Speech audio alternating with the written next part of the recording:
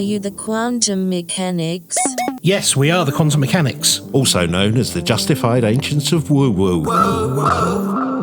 If you're interested in the paranormal and the high strangeness, we're the podcast for you. Whether you're a believer, a doubter, or somewhere in between. I'm Ben. And I'm Peter. And we are the Quantum Mechanics. Mechanics. The intro that's impossible to mess up because it's pre-recorded. Welcome back. Welcome back indeed. Woo. Well, you know, when we're recording this, it's a slightly cooler day today than it has been. But whoa, man, oh man. Yeah, I made some fried chicken on the way over, if you're interested. Right, you didn't even need to cook it. You just left it in the car, did you? No. Well, I did. When I was growing up, I felt convinced that one day I would go on a road trip and make a meal under the bonnet of a long-distance lorry in Australia. Because that seemed to be like 8% of television when I was growing up. People making meals under the under the bonnets or on top of the radiators of or trucks. fried an egg in Death Valley on a stone. Yeah. They did that live on TVAM once. Yeah. I mean... honestly, to an 8-year-old, I was completely in marvel of it. That's not even a word. I was glamorized, but yeah. You were glamoured. I was completely glamoured. So where are we going this week? Are we going to cooler climes? Well, I would say we're going through from the heat of the studio back to the Cold War. Ah. Well, when America in the West and Soviet Russia in the East were competing for global influence through, I guess, politics, military power, technology, right? All those things they were competing for. They were. I mean, this is when we were growing up. This is the age of fried eggs in Death Valley. Indeed. What's covered less within the Cold War is that they were also competing for paranormal knowledge and power. So when we did the remote viewing episode, we spoke about how some of the American remote viewers had encountered Soviet remote viewers in that space wherever they go. And they were scared that they might end up being able to actually assassinate each other in that space. Yeah, we're going to come on to a lot of that today. Oh, okay. Yes, we're going to look at where the supernatural Soviets, what they were doing during the Cold War. We'll look at some of the most prominent people, many with extraordinary powers. And names. And names, yes, unfortunately. And you know what? We're going to delve into a secret, declassified American intelligence report that detailed what the Russians were up to and how seriously the Americans were taking the Russian scientific research into the supernatural. You've been in those online files? I've been in the CIA archives. That's why there was a car parked out the front. Exactly, with blacked out windows. Yeah. It was a van, wasn't it? He was eyeing me strangely. I just quickly finished a sandwich in the car and they looked at me oddly. Did you say, it's a bit hot for an umbrella? Is that rice in I can smell? Oh, I like a bit of rice in with my fried chicken. Well, this episode, Ben, was sparked by something we covered in Ben and Peter's Extra Scoop the other week. You know when we did that episode on Tony Cornell, the British psychic researcher and paranormal researcher? So we looked how British paranormal investigator Tony Cornell reached out during the Cold War to scientists involved in research of the paranormal in Soviet Russia.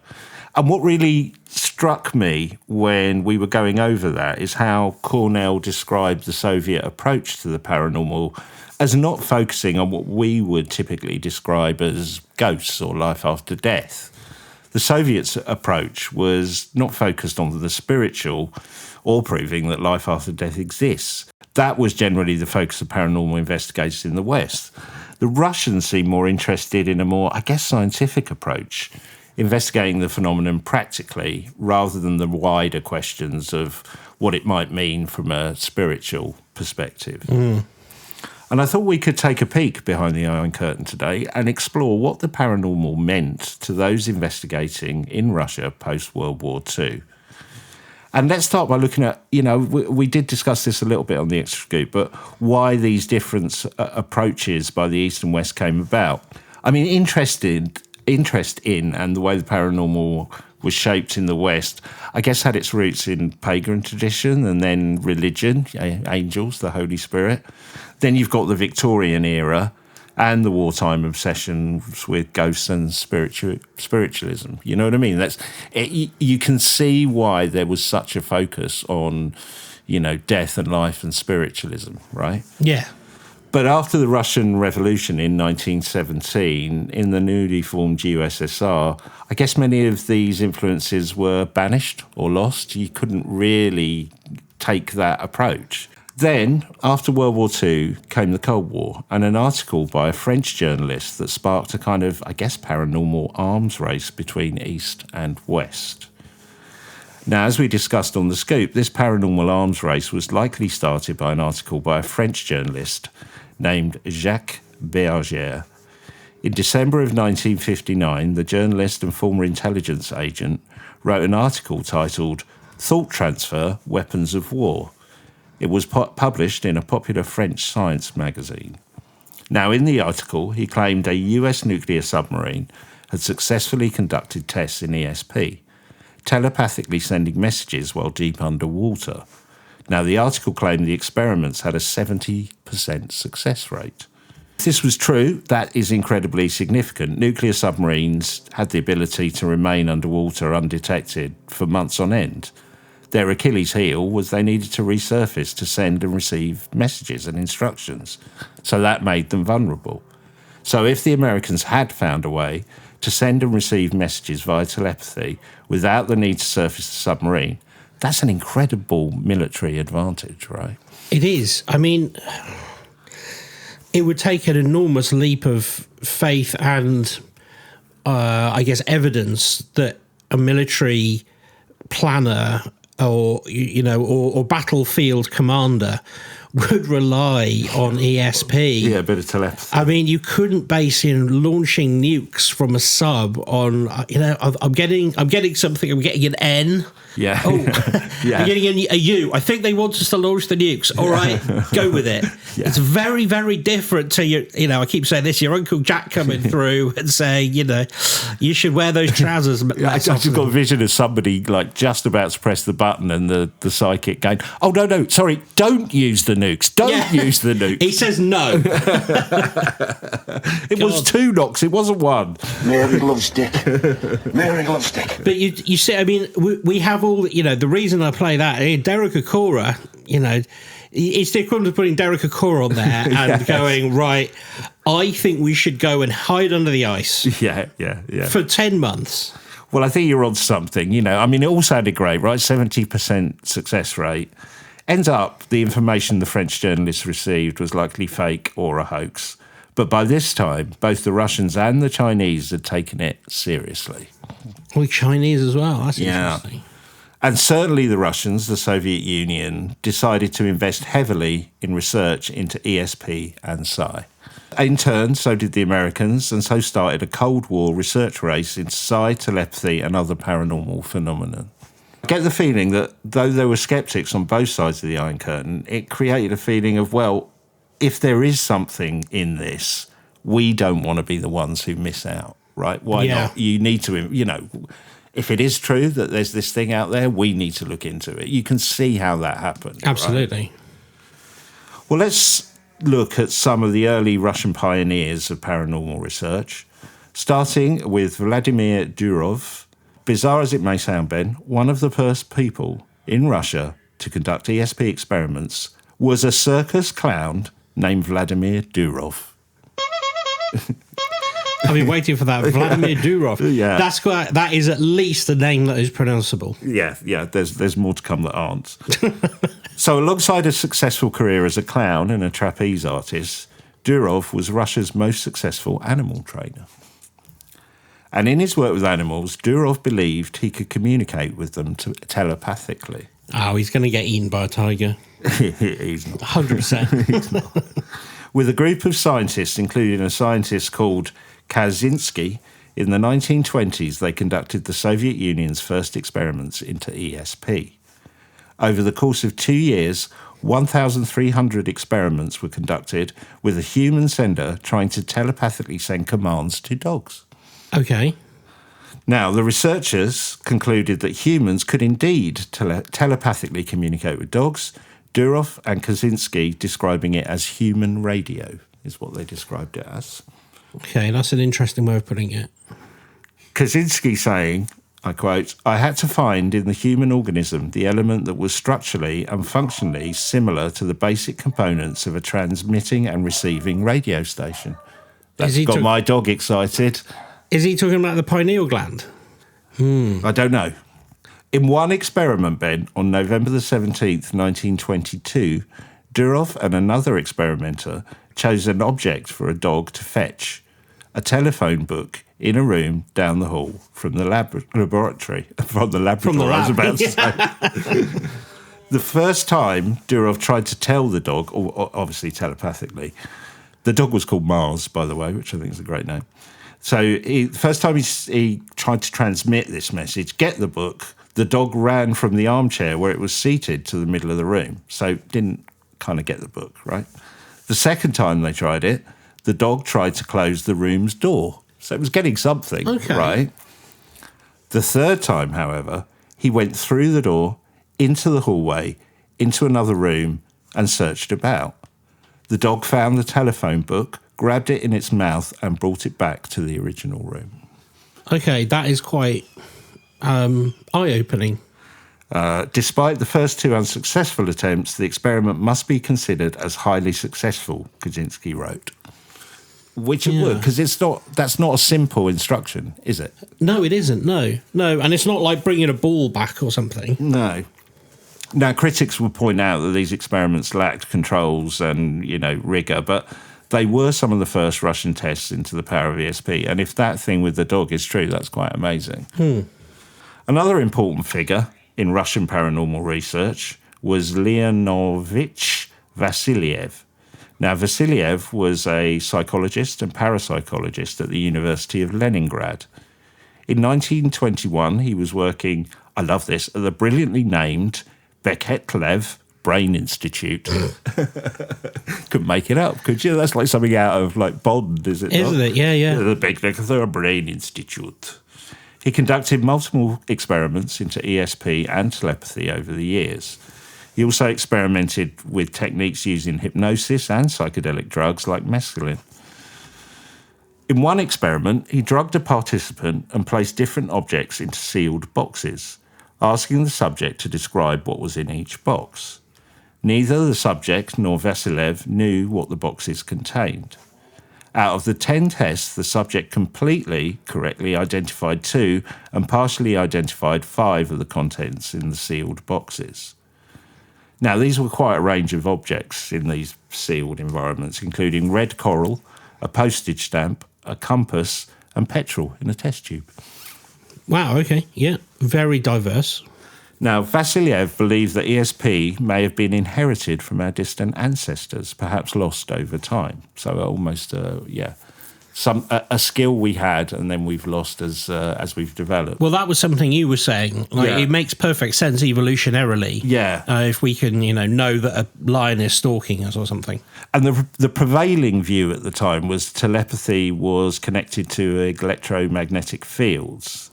And Vasiliev didn't really believe this was true. So he did some tests using Faraday cages, which, nobody could penetrate what was in those boxes when it was in a Faraday cage, which I guess has 2 implications, really, that the electric-magnetic field theory doesn't seem to work, but also it must mean he was getting success without them being in Faraday boxes, right? Yeah. Because there was a difference there.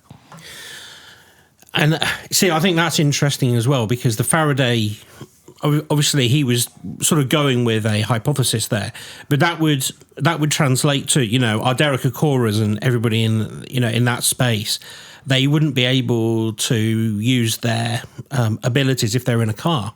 Yeah. Because a car is a de facto Faraday cage. That's interesting. That is really interesting. And the premise of Derek Akora's Ghost Towns is very much he's in a car. So it's a good job the Faraday cages didn't work. Yeah, that's true. I thought that. Well, after reading the story by the French journalist I mentioned earlier, it was Vasiliev who lobbied the Soviet government for funding to research ESP and telepathy to explore its potential in the Cold War with the West. Vasiliev was also one of the first Russian scientists to test Ninel Kulangina. Have you heard of Ninel? No. Wow, you're in for a treat. I think it would be fair to describe Kulangina as the Russian equivalent of Uri Geller. Okay, so it's a person. Yes. I thought it was some sort of plant. No. Okay. She was born in Leningrad in 1926. Interestingly, her first name, Ninel, is Lenin, spelt backwards. They did that on purpose? Yes, apparently, and people have made, like debunkers have made a big thing of this, saying, oh, she was just a show person. She even took Lenin's name and spelt it backwards. But apparently it was a very popular trend at the time. People would take Lenin's name and spell it backwards, Ninel. So there were quite a few Ninels out there. Good job we don't do that now, isn't it? Yeah. So, with King Charles, we'd all be slurches or something. Slurches, yeah. At the age of 14, she joined the war effort, becoming a radio operator for a tank regiment that was fighting the Nazis. She was wounded when she was 17. In the 1960s, she was hospitalised for nervous breakdown and post-traumatic stress. Her extraordinary powers were only really identified by chance.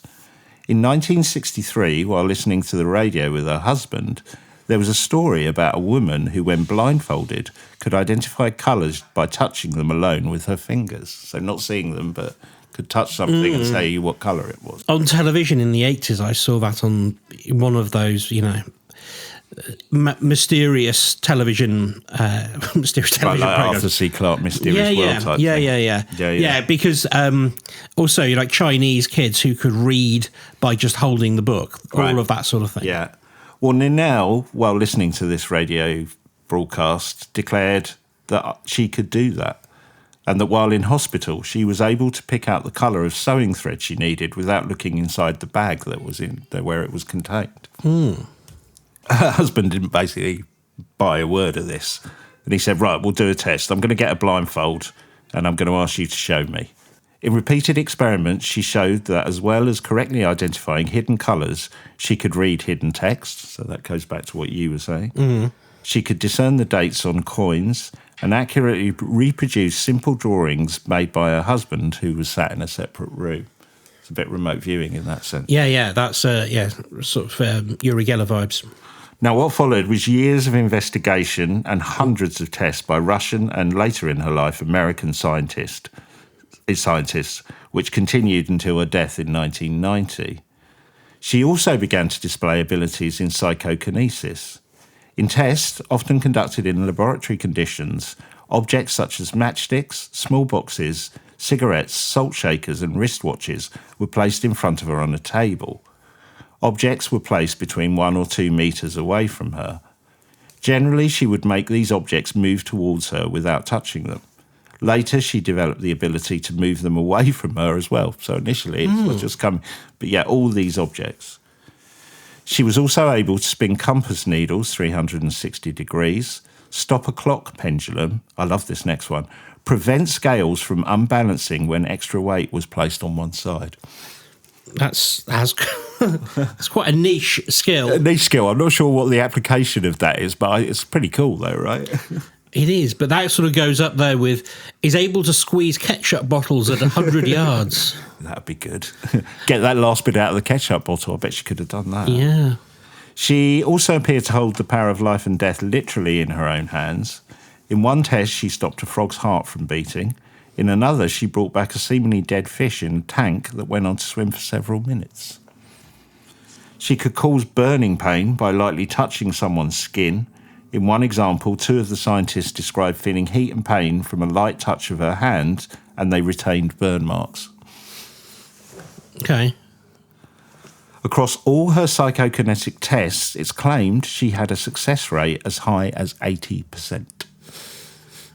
Okay. Are you going to tell me now, though, that this was wrong and that was wrong and... I'm going to give you the sceptical point of view, but I'll tell you what's also worth looking at. If you look at Ninel, do some searches on the internet. There's some really great images. There's this really great one of her.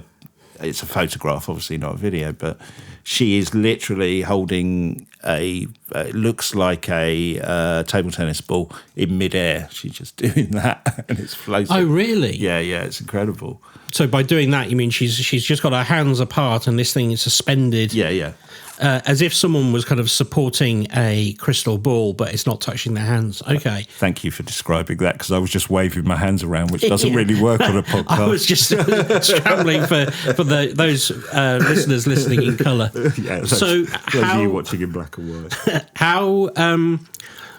So because that sounds a little bit like the image of the girl that we were talking about being thrown by the Enfield poltergeist, because she could have just thrown it in the air, but we're pretty convinced that there were people around her that were watching this and would testify to it. I think there is some video footage out there as well and some documentaries, mate. Okay. I mean, other findings which came out of the tests of Ninel included her heart rate would rise as high as 240 beats per minute while she was doing this stuff. She could lose up to 2 kilograms in weight during a test session. Okay, now I need to learn. I was thinking that. She reported extreme exhaustion, dizziness, pain in her neck, upper spine, legs and feet, general aches and a metallic taste in her mouth after sessions. Hey, look, I get all of that just because I'm 51. Come on. EEG monitoring showed marked changes during the PK effects, including a concentration of energy in the direction that Kalangina was gazing. So if she looked at you, she was kind of pushing energy your way. But now this is interesting as well. We were talking about the Faraday cage. She was unable to move objects in a vacuum. Okay. Don't know what that means, but I thought it was interesting. Yeah, because there was that guy who was famously on the Johnny Carson show, you know, sort of around the same time as Uri Geller, who was making paper move, and then they just discovered that he learned how to blow. I was going to say, you know, without attracting attention. You can't blow a watch, though. Can't believe I just said that sentence. There's a T-shirt for you. No, I suppose you can't. But it's got nothing to do with this. I just thought I'd let you know. Just you can't blow a watch. If all of those things that are true, she must be manipulating the air molecules around this thing to seems like create force. Yeah, some kind of force in that way. Yeah, well, either so way. it's not gravitational. It's kind of a physical in the room type of thing. Yeah. I don't want to get too technical, but yeah, I see. Yeah, okay, interesting. Now, like Uri Geller, there are claims of fraud out there that Ninel fooled investigators by using strings, magnets, and sleight of hand. It's really hard to work out if there's any validity in these claims. It seems that the Russian authorities were becoming concerned that many of the Russian scientists who were working with Ninel were in communication with paranormal investigators in the West. And because of this, they wanted to discredit her and the whole experiment, right? Yeah, there's a political motivation. Yeah, now one of these scientists, Eduard Numov, was arrested and sent to a work camp because of his contacts he was having with Western counterparts. Now, given this context, Russian state newspaper Pravda published an article in 1968 discrediting the woman who seemed to possess these amazing abilities. Again, these kind of claims of fraud that you can read out there, this is like the original source of those claims and allegations of fraud. Western critics also wanted to discredit Ninel. I guess maybe they just either didn't want to believe or more cynically wanted to discredit her because of the political implications. You know, I'm not sure the West would want to acknowledge that the USSR had a paranormal superstar, right? No. Well, either way, these sceptical criticisms still appear online. You can still see them today. And they are that she used magnets, strings, and that she'd been caught a number of times using fraud in tests, and that she had a criminal past. However, one of the Western parapsychologists who examined Ninel's powers, a guy called Jürgen Kiel, wrote an academic paper on her, and he had a different view. He states, I quote, "So far, no direct evidence exists that she ever used deception during her PK demonstrations." He believed accusations that she used magnets may have been misconstrued, perhaps deliberately, because strange magnetic fields were recorded around Ninel when she was doing these tests. So they're paranormal magnets. Yeah. Now, it's possible that some of the different scientists who tested her may not have searched her for hidden magnets and things, but it's unlikely that most of them did not. She was tested multiple times in lab conditions over decades. You're telling me nobody thought to search her for a magnet, right? Also, there's a limit to what you can do with magnets. Well, I was going to make that point. You know, there are examples of Ninel moving non-magnetic objects. She moved glass, plastic, aluminium, copper, bronze, silver, ceramic, paper, fabric, water, wood, and other organic materials, including bread. Magnetic bread. Magnetic bread you don't really get, do you? No, and I know from, friend of the show, Nick the Magician, if there is a trick involving magnets, they're rare earth magnets because they're more powerful and you can get them down to a small size, but they are hidden in devices like rings and straps. You cannot use a magnet, that is in your shoe to move something on the table. The laws of physics still apply. Yeah. Well, Keel went on to write in his paper, it could be suggested in the West that because Russians had not experienced a period of fraudulent seances, they may have been misled more easily. Not all the Russians' observations were carried out by scientists under laboratory conditions, but many of them were, and the few written reports which are available suggest that the investigations were carefully controlled to ensure that fraud could not explain the phenomena. So, yeah, some of them maybe, but yeah, she definitely could do this thing in lab conditions.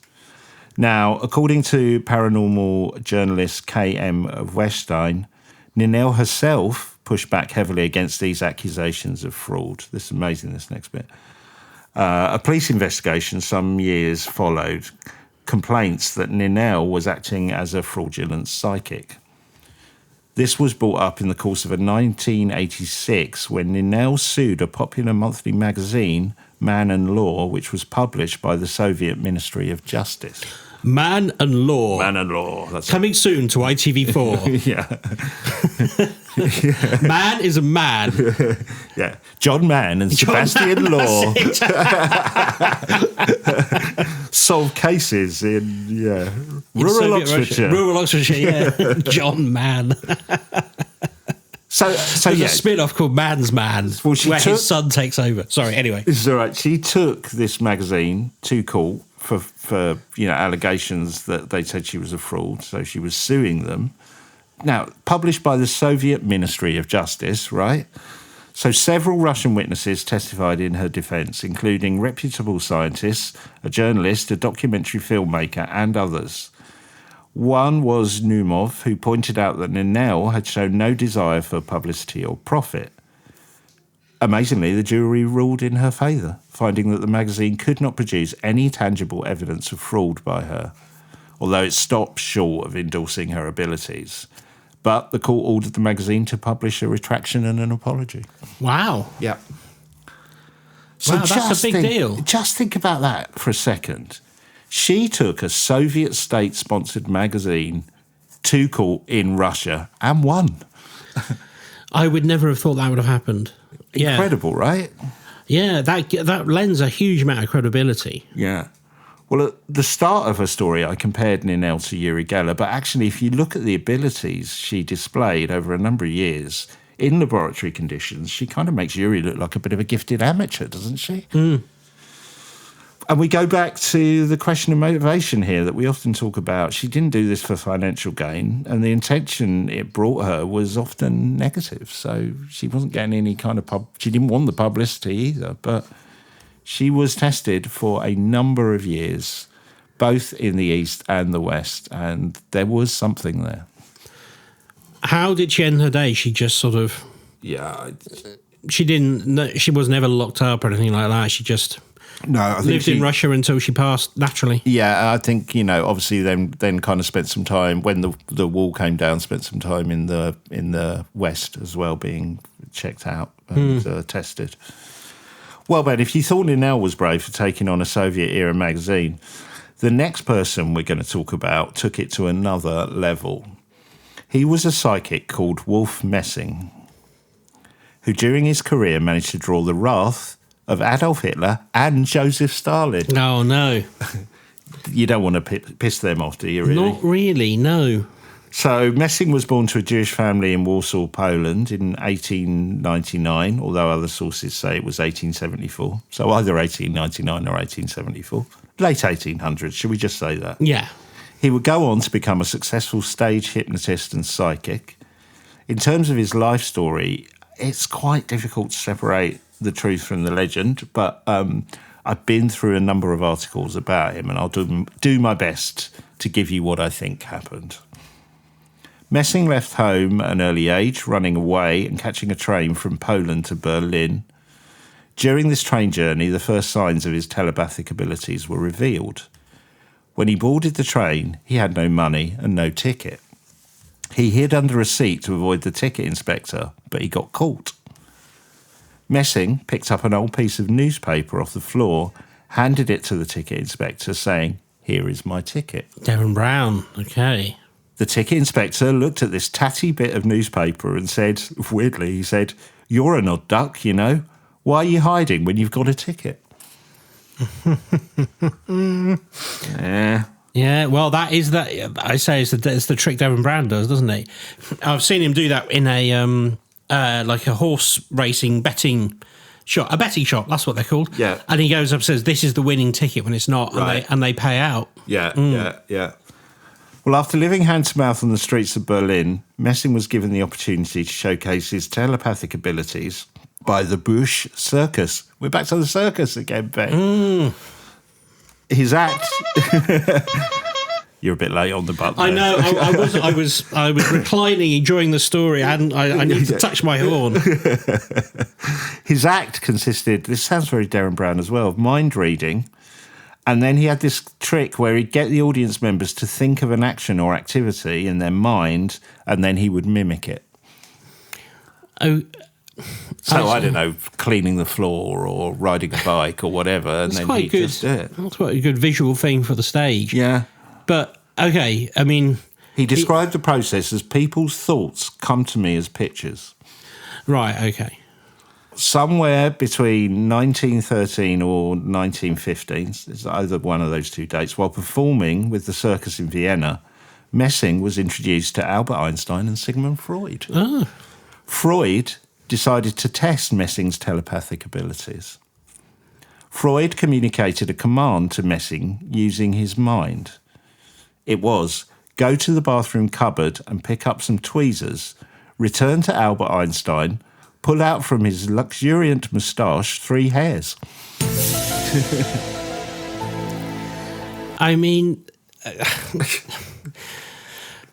they were different times, weren't they? They really were. Can you imagine that?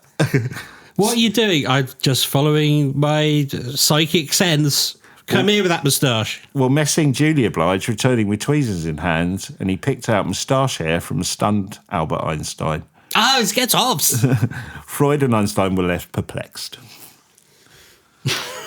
And slightly less hairy. Yeah. Now, this is a great story, Ben, and I really do want to believe it's true.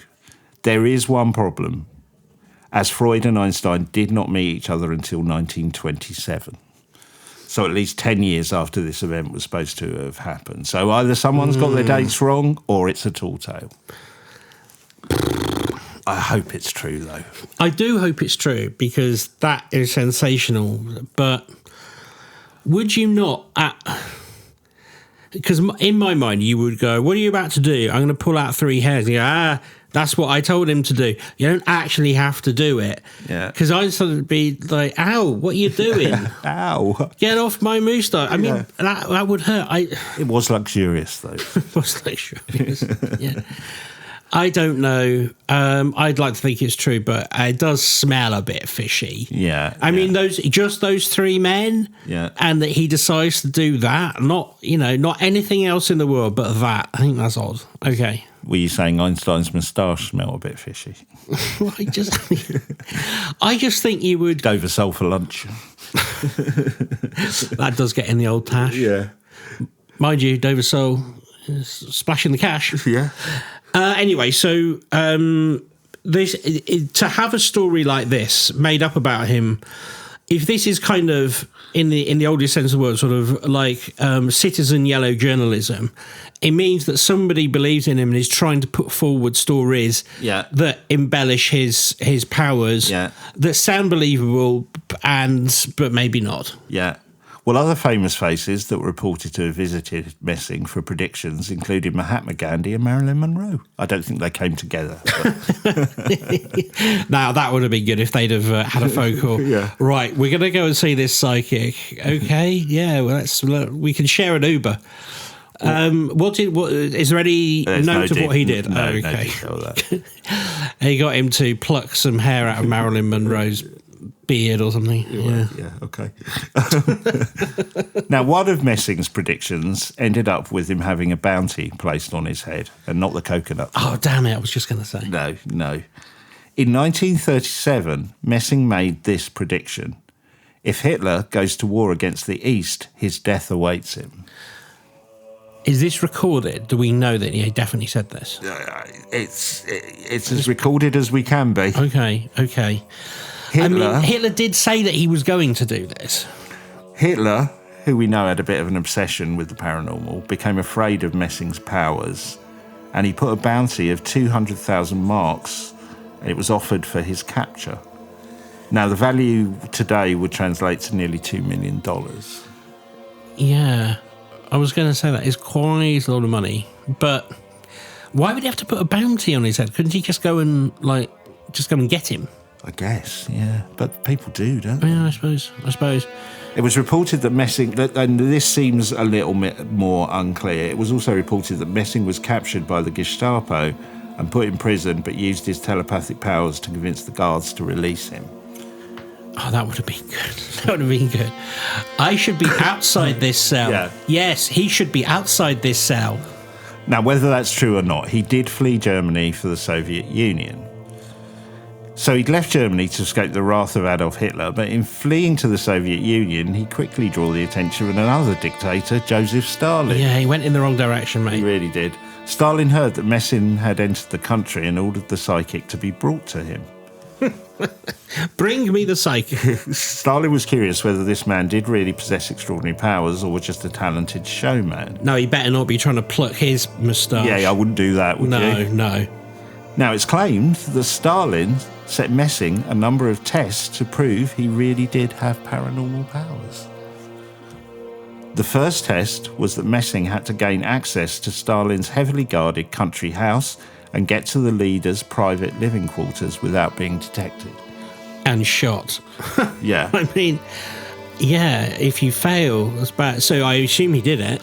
Well, rather than constructing some elaborate kind of Mission Impossible movie plan, Messing calmly walked up to the front gate, announced that he was Lavrentia Beria, who was Stalin's secret police chief. Though he looked nothing like Beria, the guards simply waved him through. Close enough. Messing later claimed he'd projected the image of Beria into the guards' minds. He knew no one would stop Stalin's secret police chief entering the building.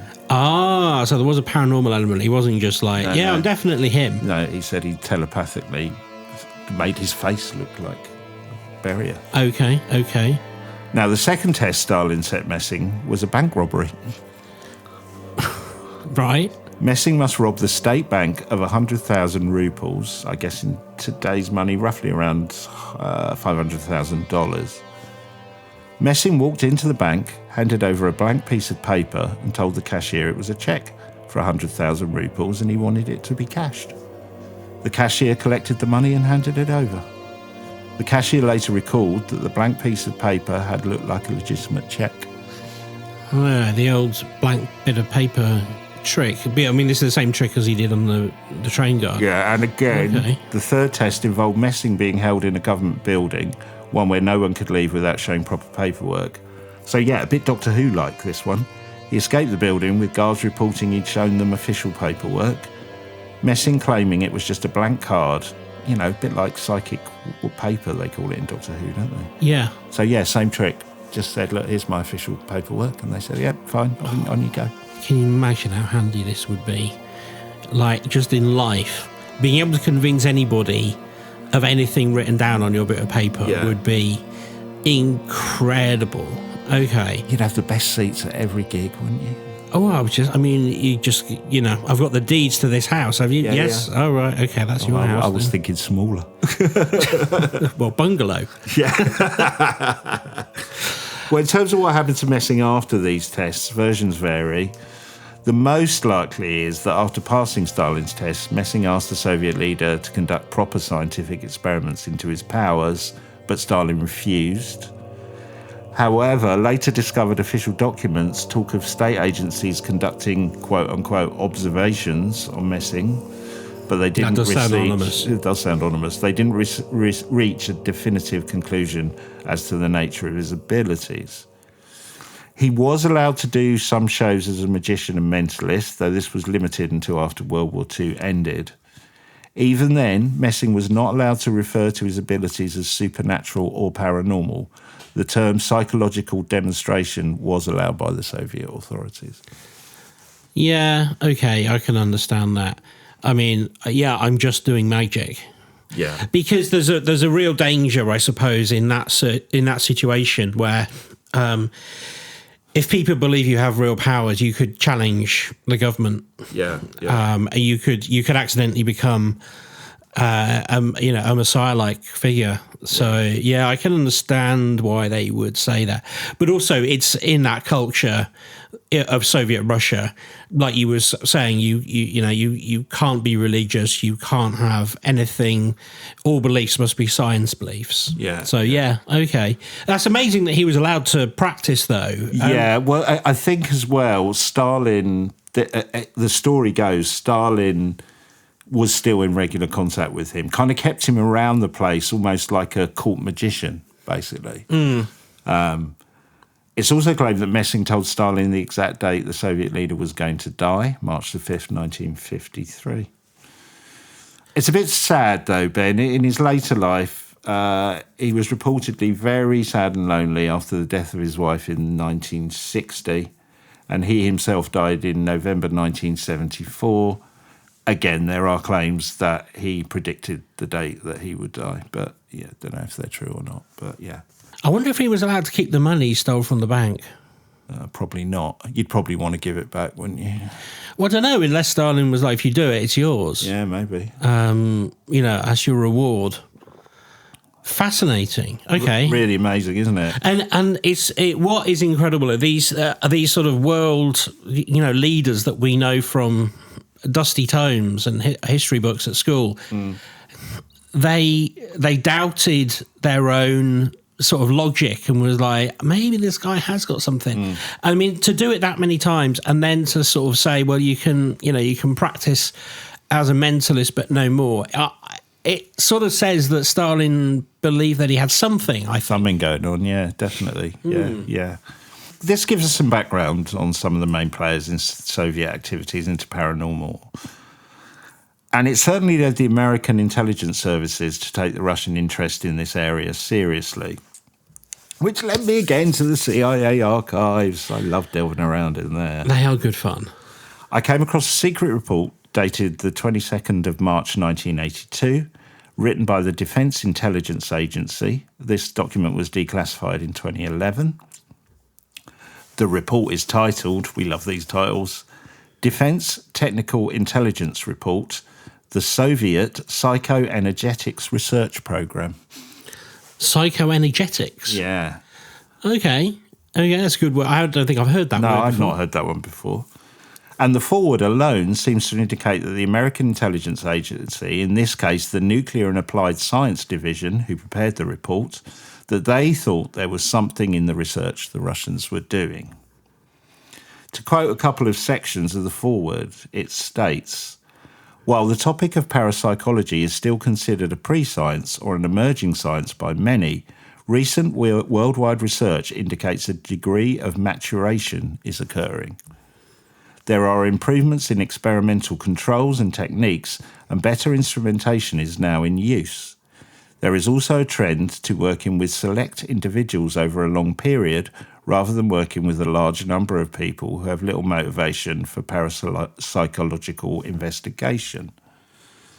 Now, the next bit of the report, Ben, blew me away. It says the DIA, so the department, considers investigation in this area to have breakthrough potential and that significant military application may result. So, okay, so they're obviously taking this very seriously. Yeah. I love the fact, this could have been read by President Ronald Reagan, this report. Yeah. That statement could have been read, right? Yeah, absolutely. And I wonder whether one of the reasons obviously one of the reasons they think this is because they are seeing some results coming through from the Russian side which seem plausible and and positive in terms of whether it works or not. But also there must be a degree of having to frame it in a way where you are asking perhaps for funding and you don't sound mad, because this would have to go in front of Congress at some point if you're going to have to fund this work. Certainly there was the remote viewing project would have been running at this time, and I was thinking probably Paul H. Smith, who we interviewed, who'd ran that project for a while, that would probably be around his time, wouldn't it? 1983, 84? Yeah, it would, yeah. Well, the report goes on to state that early Russian experiments in paranormal phenomenon lacked proper scientific controls, but now the USSR have basically ironed out this and are applying serious scientific rigour. And the programme now has the full support of the Soviet Ministry of Defence, the KGB, and as well as those at high level within the Communist Party. It says that over a 3-year period, the Soviets carried out a large number of experiments which resulted in, I quote, the chairman of the committee affirmed the reality of psychoenergetic phenomena. So the Russians confirmed, the guy who was running all this research said, yep, there's something in it. The fact that they say that this is now all stopped is nonsense, isn't it? Yeah, unless they've managed to kind of debunk it all, I guess. Yeah. It says that the scope of the experiments included ESP, remote viewing, and psychokinesis. I'm going to quote the rest of the executive summary verbatim because it's just fascinating. It reads, there is strong evidence of a strong interest in applying ESP and remote viewing phenomena in accessing secure data, in information transmission, i.e. long-distance communication, and in locating lost or hidden materials or people. Specific details on the results of the USSR investigations are not available, although claims of successful experiments have been made even at long distance. Other Soviet research, which may have both theoretical and applied implications, examine large-scale psychokinetic influence on physical devices and biological systems. These include interference with sensitive electronic devices, deformation of material samples, influence of growth rates of plants, influence of chemical reactions, and influence of psychological and physiological states of people. Although success is claimed by USSR researchers of these effects, specific data are not yet available to evaluate them. Thus far, known investigations have been limited to laboratory environments. Okay, Ben, so they're saying that they themselves have not been able to access the data, but this is what their intelligence is telling them about these Russian experiments. And it's written in a way that, as I say, it's setting it up for an eventual release of something they want people to believe. That's the way it's written. Yeah. Well, let's get back to the wording. It continues. Even though the mechanisms for integrated psychoenergetic research now exist in the USSR, certain difficulties will still occur. Some leading USSR scientists not in this research field and some USSR journalists continue to push destructive criticism in this area. Fragmentation, faulty management procedures, etc. are not uncommon in the USSR systems. These could also have an adverse impact on some research goals. However, the high-level scientific support and Communist Party backing for this research should minimise these types of problems. Although it is not yet clear what advantages have actually occurred, it does appear that Soviet officials perceive significant progress is being made in their psychoenergetics research. Some basic applications have very likely been attempted, and intelligence and/or warfare applications involving ESP, remote viewing phenomena can be anticipated in the future. Potential applications of psychokinetic PK phenomena cannot be assessed at this time, since it is not known if these are effective at operational distance. Blimey. Does this suggest that they are now going to collaborate? I mean, do you think that's what's happening, or they just try to get access to the data and then they'll try and replicate it? This is the Cold War. So I think your version probably makes sense. It's basically saying we need to worry about this. We need to worry about this. So I guess what are the plans for that? You either develop your own, or continue to develop your own, or find a way of sabotaging or ruining the program, right? But this also speaks to some of the documents that the CIA have on that store, talking about the nature of the universe and how they prove and it was a holographic universe. And I wonder if that is the direct route their research went down, because presumably not only would they want to know this worked, but they would be desperate to know how it worked. Yeah, absolutely. And we still don't really have anything in that CIA archive about any knowledge about, no kind of, this is the mechanism. Yeah. We know, like, structurally how it works. We know procedurally, rather, how it works, but we don't know how it works with a capital H. Yeah. And there aren't really any hypotheses. So I wonder whether what we are putting together, when we see those releases about, this is, we believe this is the nature of the universe, I wonder if that is tied into this. The other thing that I can't help thinking about, although it's not immediately related, is that peculiar image of the man that you found. And which is it's a black and white photo, kind of print photo, and it's someone in a black suit and white tie and white shirt, almost like Mad Men kind of artwork in the title sequence. Correct, yeah. But his face is like a TV screen. Yes. Or a screen of some sort. Yes, with distortion. And it's just called Image of a Man, isn't it, I think? Yeah. It's just in the CIA archives. Nothing said about it at all. No, and I wonder whether this was something that was transmitted or was pulled out of the ether, that was part of an experiment to understand the nature of it. Because there's a missing piece here somewhere within all their archives. But I find this truly fascinating. And again, it's one of those things where I don't understand why people aren't talking about this all the time. Like we often joke that the dual slit experiment, people just go, oh yeah, well, we know it's weird, let's move on. Yeah. And I'd really rather we had a whole television program dedicated to this, an hour every day, where we try to figure out what's going on. Yeah. It's the same with this, of like, once you know it's happening, if you can then get to the mechanism of it, you could potentially prevent anyone else from doing it, and you would own all the power. And they must have thought of that. That is absolutely in their DNA to do that. But maybe it's impossible. But there's only two, I guess there's more, but for me there are two credible things that have happened here. Either, let's take it from the American side, either the Americans, with all that investment in remote viewing, millions and millions of dollars, went, aren't we silly? We were wasting all our money on this stupid thing, and that they'd not touched it anymore.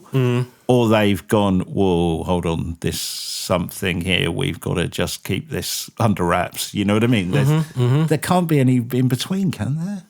We just lost interest in it. Well, if you could do some of this stuff, why wouldn't you? And we talk about the investment in remote viewing, something like 20 million over a number of years, drop in the ocean, really, isn't it, in terms of investment? So you would keep these units open doing something, wouldn't you? Unless you completely were convinced that it was all a big fraud or con. Well, I think we see something of a potential explanation in the way that Congress have been treating the UFO whistleblowers, because there's a lot in Congress spoken about how they're being referred to as demonic, and people are using their own religious beliefs to provide some kind of narrative around these things, whether that's true or not. Probably one of the most public faces of that would be Tucker Carlson, obviously a very high-profile conservative commentator rather than a member of government, but very close to members of government, and he has spoken about how they're demonic. Now, if you are going for funding on this, this goes against most mainstream, if not all mainstream religions, and therefore you may risk your reputation and funding by coming across people who go, no, we're not doing that because it is anti-religious. So if you can't present it as, no, what we're doing is this procedure, which is kind of what, we were getting into with what Russia was doing, then you end up having sort of a theological debate, and that is not going to get you any funding from Congress.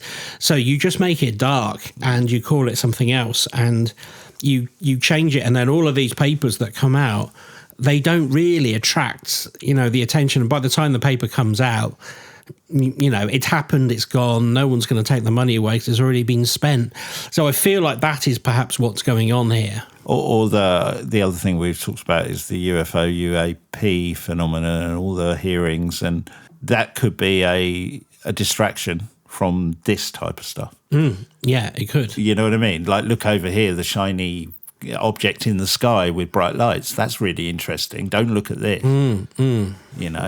Yeah. I mean, it could have revealed so much about the nature of who we are that it's become so terrifying that we don't want to go there. I mean, coming in the last couple of weeks, I've seen people talking about how the disclosure, the process that's happening in the US at the moment, is making people think more seriously about the simulation hypothesis. There are people with real credibility saying, actually, there is some evidence here that we as a species came from Mars. I mean, something we spoke about, probably with more than half a tongue in cheek about 6 months ago. But this is something that people are now talking about with genuine conviction. And as I suppose one of the strangest things that I heard recently, and this was on, I think it was the Jesse Michaels podcast, and I didn't realise we were going to go here today, so I don't have the name. I'm sorry, I will look it up and I'll come back to people with it. But in the plot of Hitchhiker's Guide to the Galaxy, if you remember, there's a bit where they try and approach an ancient planet and it's got a built-in self-defense mechanism because planets are built, Slarty Bartfast designed the coast of Norway.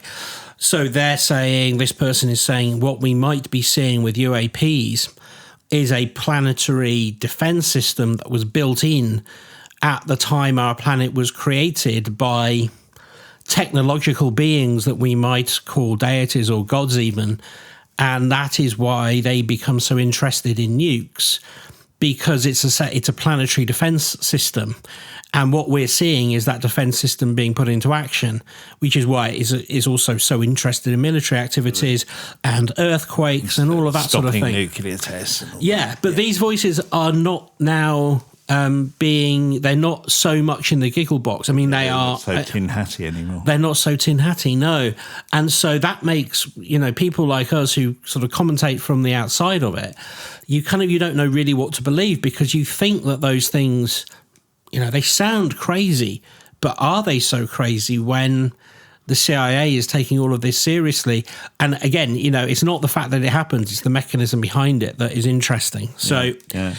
There's a couple more bits that in the report that I just want to go through. These are going to be quite random, but I'm really interested. There was a bit that said the USSR, there's an implicated assumption among most paraenergetics in Russia, that the parapsychological phenomenon can eventually be explained in terms of known physics. Which I thought was interesting. There is also evidence in the document that the Soviets were keen to keep this research as secret as possible.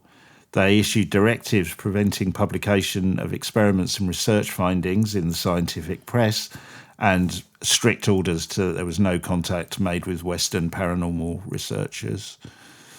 There was also mention of Ninel Kalangina in the report, the Russian equivalent of Yuri Geller I mentioned earlier. The report says this Soviet commission set its own controlled experiments in a medical facility in Leningrad.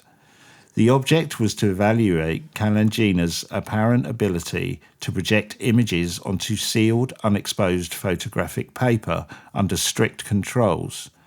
The Commission report states that the tests indicate Ninel possesses the ability to produce exposures on photographic materials upon the Commission's request, using a method which is unknown to the Commission. I mean, basically, Ben, it confirming that the Russians believe that Ninel did have powers, even though in some levels they were trying to discredit her for them. They were doing these tests. Well, they're also there sort of saying, don't worry, it's not woo-woo. Yeah. We can explain it all. Because I think, obviously they're going to come across people. Whoever wrote that paper is also scared for their job. Yeah. We have to be wary of, what is written down because of what, they're writing it for an audience who may laugh at them or worse. So I think, it's important to remember that as a lens with which to absorb this information. So, well, we'll do a little summary in a second, but just to let you know, in Ben and Peter's Extra Scoop, our Patreon exclusive episode, I'm going to delve into more detail from this declassified secret document. Going to be looking at what experiments the Russians were conducting into ESP and remote viewing, and just how many different agencies were involved within Russia in this project. So, to summarise, I mean, for me, this arms race between East and West started with that article, most likely by the French journalists, claiming that America had successfully conducted an ESP experiment from a nuclear sub. Though it was false, most likely false, it did result in the Soviet Union ramping up their investigations into paranormal phenomena. And with all these things, skeptics will talk about a lack of control conditions in experiments or unconscious bias on parts of the scientists. The scientists were trying to prove what they wanted to believe. But it can't be denied that the Russians conducted thousands of experiments in what they would regard as strict laboratory conditions. And many of the scientists involved and leading figures within the Communist Party and the KGB believed there was definitely something to see here, that the phenomena was real. So ESP, remote viewing, even psychokinetic abilities was a real phenomena, something that could be used as a military or intelligence advantage. And it's also clear that the Americans took this seriously as well. I mean, the other skeptic thought I had in the back of my mind was the Cold War was often conducted using half-truths, sometimes downright lies, right? So I was thinking about, America, the Star Wars Defense Program, as it was called, the Strategic Defense Initiative. So that was mainly theoretical work and ideas, such as the idea of putting missiles in space. It was kind of often passed off as fact rather than theory, which didn't matter. The Russians feared the system was operational, which contributed to the end of the Cold War. So it's possible that the same may have been true for the paranormal Cold War, right? Both sides were researching the paranormal, but perhaps there was disinformation and fabrication to confuse the others. Yeah. I mean, even if you go for the hardcore skeptic position on the paranormal Cold War, it can't be denied that it was taken serious at high levels within the American and Russian governments and the military at the time. And both sides invested heavily in research. So, yeah, something. Yeah, no, of course. And we know, not just anecdotally, but it's recorded that, Reagan, the prominent sort of, the guy, I guess, who brought the Cold War to a close as we know it in the 80s and early 90s, he was a believer in aliens and other things. But how much of that was also, shrouded in deeper beliefs about the paranormal and the powers of the mind and stuff? Because, he came from acting where superstition and stuff would have been part of the law of acting, even though maybe he didn't take it seriously. He would have understood that other people did, and maybe he was more open-minded to it, and maybe that gave the American government a little bit more free rein to write these papers a little bit more, I guess, more in detail about the strangeness of it than might otherwise be been possible. But it is a complete mystery as to the extent of it. This is an annoying little taster, and I would like to get onto the main course, but that doesn't exist in the public domain. Yeah. Yeah. Well, like I said, come and join us at Ben and Peter's Extra Scoop, patreon.com/TQM pod. We're going to be really going into how big an endeavour this was on the part of the Soviets, this paranormal research. Excellent. Well, please become a Patreon, support the show. It really does help. You know by now all the bits and pieces you get, but mainly the show early and advert-free and the Extra Scoop.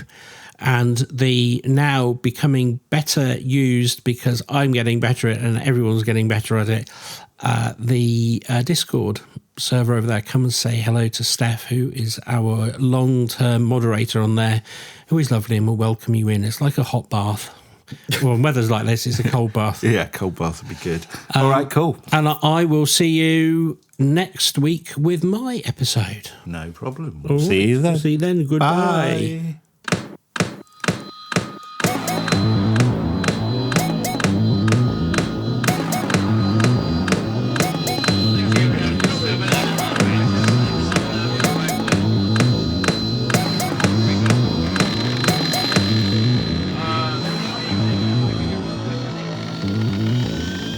Are you the quantum mechanics?